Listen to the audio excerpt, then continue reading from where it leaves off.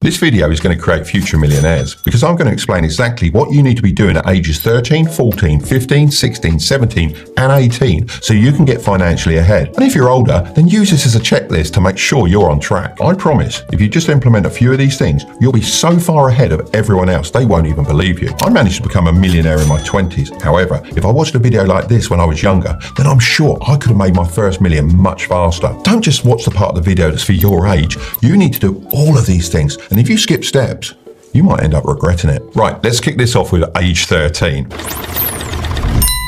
When it comes to investing, the hands down most important thing is time in the market. But what does that actually mean? Well, put simply, you want to have your money invested for as long as possible so it can start growing rapidly, like a snowball rolling down a hill and eventually turning into an avalanche. So if you're actually 13 or younger and you're watching this video right now, I think all us oldies would agree that you're in the best possible position. So how do you actually start investing at this age? Well, as you're currently not of legal age to invest on your own, you're going to need to convince a parent or guardian to open up something called a custodial account. Now, I understand it might be hard to speak to your parents about money and investing. My parents never ever spoke about money at all, let alone investing. So if you want to, feel free to show them the next 30 seconds of this video so I can help persuade them to open up one for you. A custodial account is an investing account controlled by an adult for the benefit of a minor, typically a family member. These have different names depending on where you live. In the UK, we have something called a Junior Stocks and Shares ISA, which lets your parent or guardian invest up to £9,000 a year on your behalf. Now, of course, they don't have to do this much, but just think, every birthday or Christmas, you could ask them to put some money into the account and invest in some stocks and shares. I'm not a financial advisor, and this shouldn't be taken as financial advice. However, over the years, I've just invested in a simple, low-cost S&P 500 index fund. This invests your money across just over 500 of the biggest public companies in the USA, so you don't have to worry about picking individual stocks. The historical average yearly return of the S&P 500 is 12.58% over the last 10 years, as of the end of May 2024. Of course, investments can go down as well as up. If you've got a Junior Stocks and Shares ISA, then you'll be able to start managing it for yourself from the age of 16, and you could start to withdraw money from the age of 18 if you wanted to. But if you're anything like me, once you've got the investing bug, you'll probably want to keep it growing. In America, you have two main options, a UGMA and a UTMA. These both have unlimited contributions, but you could trigger gift tax if your parent or guardian puts in more than $18,000 in 1 year. The only real difference between these two is that with a UTMA, you can also invest in real estate and fine art. A custodial account can be set up with most banks and brokerages. My favourite is Vanguard for both the UK and the USA, as they've pretty low fees and they've certainly been around for a long time. So if you're younger than 18, then please promise me you talk to your parents about getting one of these accounts, as it gives you such a head start. Right, moving on to age 14.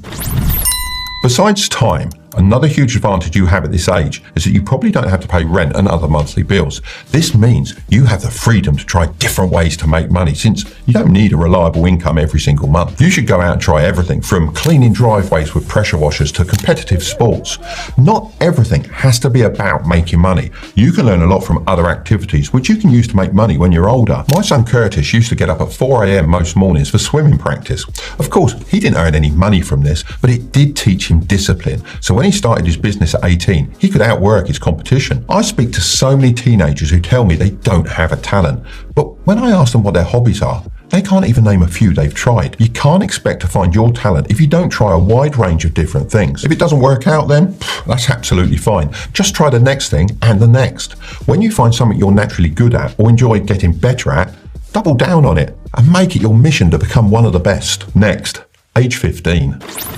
One of the things I miss most about being younger is birthday and Christmas presents. Not that I got a lot, as my parents weren't very wealthy, but I definitely got more than I do now. That's just the reality of growing up, especially for young men. So instead of asking for presents like PS4 games and other things that you're not really going to care about in less than a few months, a huge life hack is to ask for cash whenever possible. I'd also highly recommend going and getting a Saturday job. Now, don't be too picky at this stage. Even working in a retail store behind a counter can earn you a nice bit of extra money. You'll also learn a lot of useful social skills that will prepare you for the real world. Doing both of these things will help you start stashing away cash, as long as you avoid the temptation to spend it. I like to use the word stash instead of save, as I have a problem with the way most teenagers approach saving money. They will save for months and then go and spend it all on a new game console or a day at the theme park. Now, Obviously, we all like a roller coaster, that's for sure. This shouldn't be what you're stashing your cash for, though. Of course, you should spend some of it to have fun. However, see your stash more like a launch pad that you can use to make even more money. The hardest thing in the world is starting with $0 to your name. So if you can avoid that, even if you have as little as $100, then it's going to make everything so much easier. Oh, and I almost forgot, go and apply for your provisional driving license. In the UK, you can do this when you're 15 years and 9 months old, so it's worth getting, even if you don't intend to start using it right away. Right, now it's getting serious, age 16. You've got a 2-year window before you enter the real world, so it's time to really think about what skills you're going to start focusing on and developing. By now, if you've done all the things I've mentioned in this video, then you should have a pretty solid idea of what you're good at. These may seem unrelated at first, but pick a handful of them and start stacking your skills on top of each other. When I was younger, I was talented at selling, designing mechanics and woodwork, so I invested my money into different things that would help me get better at those skills. Now, I had no idea how I'd link them together, but I trusted that in the end, it would all make sense. I'm not really talking about buying courses, as there's so many fake gurus out there just trying to scam you out of your money. With that said, there are some good ones around as well. Even better though, if you can find some sort of community to join where you can chat and learn, so much the better. However, the majority of your money should be invested in equipment. I remember when my son bought his first iMac for $500 from his uncle. He did this with the money he'd saved from doing part-time jobs. Because that was the biggest purchase he'd ever made at the time, he would sit at that Mac and learn everything about it. This led to him teaching himself how to edit videos and use Photoshop.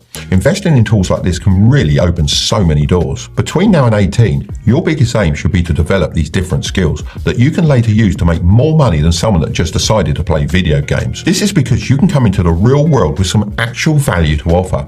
This heavily cuts down the amount of training a company needs to give you, which takes the burden off them. On to age 17. Now listen to me very carefully. You need to pass your driving test. Yes, I know you probably don't need to drive anywhere at 17, but trust me, the sooner you do this, the better. In some states in the USA, you can do this as early as 16. Remember, you only need to do it once. Not being able to drive is one of the biggest things stopping most people from starting a side hustle. I mean, what if you have the chance to work with a client, but they live 30 minutes away and you can't get a lift every week? You'd have to rely on public transport, and we all know how unreliable that is. You'll probably end up getting a bad name for yourself and coming across as unprofessional, leading to that opportunity going out the window. One of my key rules to this day is to be early is to be on time. To be on time is to be late. And to be late, well, that is unacceptable. So if you're watching this now and considering driving lessons, do it. Please don't be that person that regrets not jumping on it sooner. Yes, it might be a bit scary at first. I thought it was really exciting, to be honest, but think about the bigger picture. Once you've learned, you can use some of that money you've been stashing away to buy yourself a cheap starter car, then nothing's holding you back. Now it's time for the big one, age 18.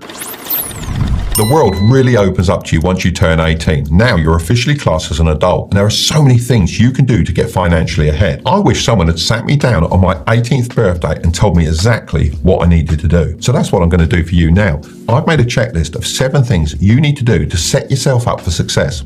Even if you're over the age of 18, it's super important you do all of these things sooner rather than later. Let me know in the comments how many you've ticked off. Number 1, open your own bank accounts. Having your own bank accounts that only you have access to is the first logical step you should take once you're over the age of 18. I say accounts because really and truly, you should have 2. The first is a current account, or as the Americans call it, a checking account. This is where your money should flow in and out. For example, let's say you got yourself a job at a coffee shop. The coffee shop pays your wage into your current account, and then you can use that money on whatever you want, really. The second is a high interest savings account. This is where you should start building up an emergency fund of 3 to 6 months of your living expenses, just in case something out of your control happens and your income dries up. It's like when you chug a big pot shield potion on Fortnite, but keep some minis handy. So where should you open up these accounts? Well, you need to be looking for banks that don't charge high fees. I remember I used to get charged for stupid little things all the time. Having these accounts shouldn't cost you money. I also think you should have 2 accounts with different banks, as it makes your savings way less easy to spend. When it's out of sight, it's out of mind. If you're in the UK, then I'd recommend going with a challenger bank like Monzo for your current account. Now, this isn't sponsored, but their app is genuinely very good. For your savings account, Chase is a great option as they're currently offering 4.1% interest on your money, so you'll get paid for just leaving your money in the account. In the USA, I'd recommend looking at Ally Bank or Bank of America because they offer minimal fees and have really strong online banking service. Number 2. Get a credit card. When I was younger, I believed that if you never borrowed, you'd have an amazing credit score since you never took out a loan or made any late payments. It makes sense, right? Well, that couldn't be further from the truth. Taking out a credit card when you turn 18 is the perfect tool to build up your credit score. You can do this by using your credit card to pay for the things you would normally pay for in cash, like paying for the gas in your car, for example, and then paying the card off in full every month without fail. Using it this way will ensure that you never get charged any interest at the same time as building up your credit score. A credit score is kind of like your Uber rating, but for money. Banks look at this and then they decide whether or not they're going to give you a loan. And if they do, what interest rate they're going to charge you. Now, lots of people are against the idea of getting a credit card because they're taught from a really young age that debt is bad. I know this because that's exactly what I was taught. My dad would always say, never a lender or a borrower be. This was a saying that originally came from rich people years and years ago to keep the workers down, as they knew by borrowing, the working class could create wealth for themselves. The rich wanted to keep getting richer and keep the poor in their place. If I had a credit card when I was 18, it would have been much easier to get a mortgage sooner and buy my first property. I would have also been able to borrow more money at lower interest rates. Now, that may not sound significant, but over a long period, like a mortgage, this can really add up. Number 3, open an investing account. The key is to open the correct type of account. You'll often hear people throwing around terms like Roth IRA in the USA, stocks and shares ISA in the UK, and TFSA in Canada, and supers in Australia. So if you don't have one of these accounts, then you're missing out, as they allow you to avoid having to pay taxes on your investments, but they do have limits because they're extremely powerful. Nowadays, opening an investing account is very simple, as you can do it all from your mobile phone. A great thing about these investing apps is that it actually gives you the ability to buy fractional shares. So rather than having to pay $220 for an Apple share, you can invest as little as $1. Now, I wish I had this option when I was younger, as it would have allowed me to get in some early experience with investing without having to take any big risks. One of my favorite investing platforms is Trading 212, as they offer fractional shares and also stocks and shares ISAs. Since I was planning to talk about their app anyway, I reached out to them to see if they'd be interested in sponsoring this portion of the video. They agreed and are offering a free stock worth up to £100 to anyone that uses the code Tilbury when they create an account. Plus, you can get more free stocks by inviting your friends. Both of you will get a free share as long as they fund their account. If you aren't quite ready to invest for real, one of the really cool things about Trading 212 is they let you practice investing with fake money. You can get familiar with the markets using real data without risking any actual money. So if you're a little uncomfortable with investing or just want to try out some strategies before putting your own money on the line, this is a great way to get started. Also, don't worry if you've already opened an account within the last 10 days. You can still use the promo code Tilbury in the app and receive your free share. So feel free to pause the video right now, get your free stock, and then continue watching. Number 4, carefully consider university. So many teenagers have asked me, is going to university a scam? My answer is always yes and no. On one hand, for some careers, you certainly need to go to university, like doctors, nurses, and teachers. There is a direct result from doing university courses like this. You get a degree and a career path opens up to you. These professions play critical roles in our society, directly impacting the way we function, so are absolutely not a scam. I actually think these types of courses should be free and reserved for the people with the best grades and passion for following one of these careers. However, on the other hand, there are a lot of other courses out there that don't open up job opportunities directly. And therefore, why waste your money and, more importantly, your time studying at university for something you don't really need? Skilled trades like plumbing, entrepreneurship, and tech, well, they don't require a degree. It's more about how good you are at what you do. Your track record and results will speak for itself. I mean, I read through my comments on here and I've seen lots of people claim they've learned more from me than they did in their business degree. Now, that really says a lot. For me, and for a lot of other employers, it's more about your practical experience and attitude than anything else. So please don't be pressured into going to university to study something you don't care about and waste 4 years of your life. I mean, I heard there's a golf management degree now. How ridiculous. Personally, I love golf. I just won a major competition called the Duke of Edinburgh Cup.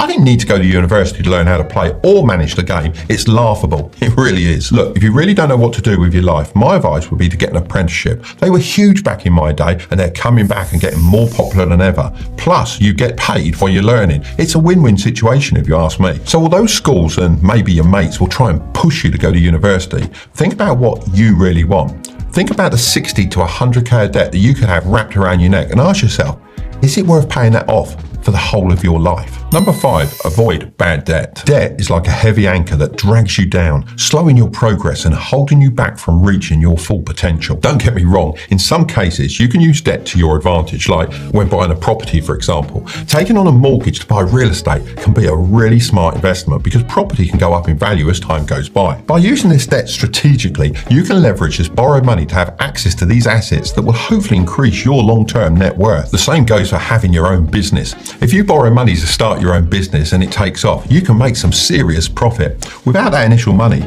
you might never be successful. I know that was the case for me when I opened up my first radio control model shop. Without a loan, I simply couldn't have started. However, there is a type of debt you should avoid at all costs, and this is consumer debt.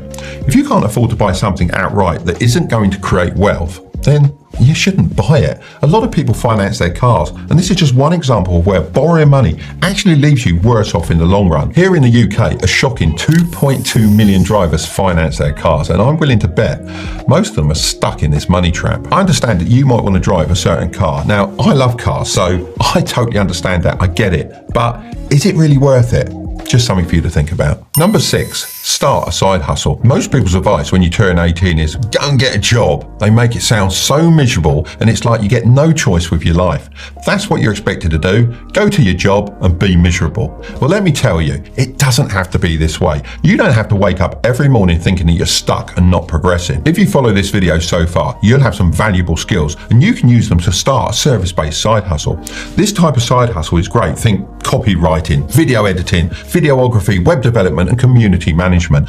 All of these require very little startup money. You just need to master the skill inside and out. If you haven't got a high income skill yet, then you really need to catch up. So no matter what job you go and get, leverage it. Use the skills it gives you and the money you make to transform your daily grind into a launch pad for greater things. Even if you can't learn any skills from it, use it as motivation to put in the extra work on the weekend to learn a valuable skill and improve your current situation.